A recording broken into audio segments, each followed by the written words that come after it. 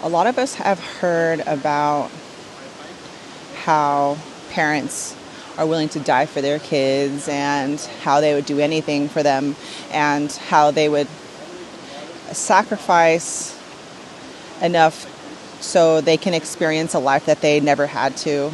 And that can be in regard to any kind of trauma you may have experienced in your early adult life or when you were a child. Or it can be financially, if that your past was traumatic growing up, like if your parents didn't have enough, if you were in and out of homes, whatever it may be for you. Everybody is unique with their own experience. But have we taken the time to consider truly living for your kids? And this is something that I feel is not really spoken about, and it's something that is extremely important, and we fail to, or we forget about how important it is for us parents to be connected with something that makes us feel good to be alive. Something, to wake up for in the morning. And I know a lot of moms like to say that their kids have given them a reason to live. And I hear you. And that is pretty important too. And I think that is an amazing quality that our kids have. But here's the thing. They come through us and they are not ours to keep. We're going to be raising these children and we're going to be sharing with them as much knowledge as possible. But at some point in time, they are going to be on their own. They're going to have to provide for themselves and they're going to have to understand what is important to them. So at this point, I'm asking us parents to really ask ourselves, like, what is it that makes you feel happy to be here? And how can we incorporate more as parents into our lives that make us, like, our hearts sing and gets us energetic? Right here, I'm in a space that I find pretty exciting. I've got my kids here.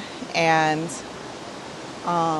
this is just something that it feels good for me to be here. I am recharging. It's something out of the ordinary, and it just feels good to get out of my home to connect with nature. So what is it for you? And how can we make more time to do these kinds of things so you're not continuously chasing after money, finishing those tasks that need to be done that happen every single day and that start to become so monotonous, like repetitive, and you just wonder, like, am I ever going to catch a break? And I'm just here to share with you, like, if you feel like that and if you feel like it's been hard to find a reason to be happy, and even though you have a roof over your head, you got food in the fridge, and you've got, kids and a family and everything, but you still feel like something is missing. It's just that you've forgotten. You've forgotten how important it is to invest in yourself, to cherish yourself, to show yourself a lot more love, and you do deserve it. And what's amazing about this is once you start to create more habits and practices that help define what that is for you, your kids are going to see you glow differently. They're going to see you walk differently. And within that will inspire them. And I find that pretty amazing. That means that they're going to find partners, if they choose to, in their future that reflect that inner love and care that you're showing for yourself.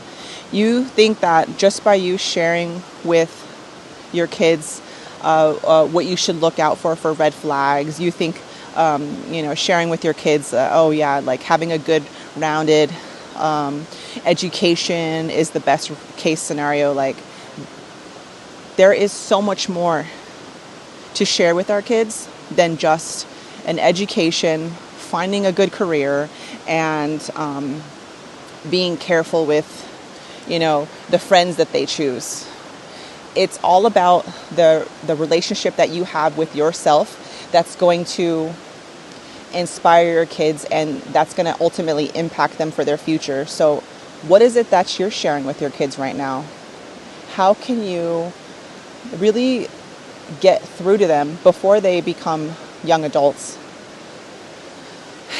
And it's going to take a lot of transparency, I feel. Being honest with them and telling them like, hey, within the past however many years or the past few months or whatever it may be for you, everybody's different. I've been maybe a little distant or frustrated or exhausted, but I'm going to do what it takes to feel better.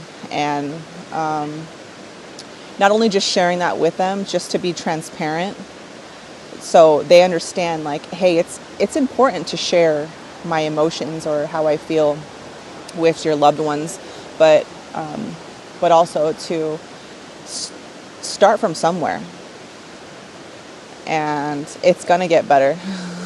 And wow, that's so cute. Hold on, look at what I see.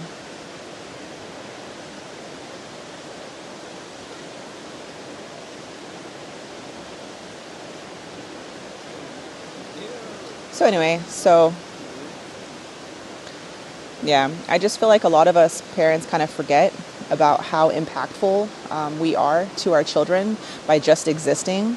And sometimes we forget about taking time to slow down. And you're so focused on like giving them the life that you never had. And with that being said, like, I feel like I was craving more connection with my parents. And at the time when I was younger, they weren't open or available or didn't have the tools to be open like that. And so now I find myself, wanting to connect with my kids above and beyond to make up for that, because I don't want them to experience a parent that is checked out or just on survival mode. And so I find myself like overcompensating sometimes. And so taking a step back for myself is important, and just for me to kind of ask myself like, hey, am I doing this because like I'm trying to control my kids? Am I doing this because I fear that they're going to leave me one day? Like what is the motive behind me sharing, and just taking a step back, and also like understanding how important it is for me to connect with myself. Now I find myself sharing when I'm feeling overwhelmed or tired and just needing to connect with myself. And so they'll know when it's time for that, and they respect that space, and they don't take it so personally when I'm a little bit more quiet on certain days, because I've shared that with them. So anyway, I'm hoping that some of this makes some of the parents out there just kind of like ask yourself, like, what is it that's important to me? What can I do to incorporate more joy for myself? Because it's going to impact my family for the better.